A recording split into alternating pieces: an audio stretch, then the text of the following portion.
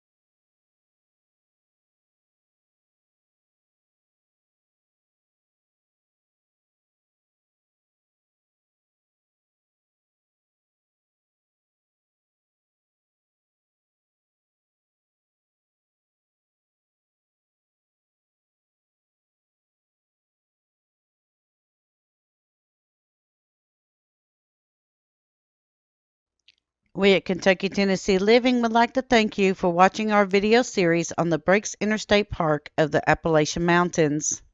Don't forget to hit that like button, as the more likes we receive, the more likely YouTube is to suggest our videos to other viewers.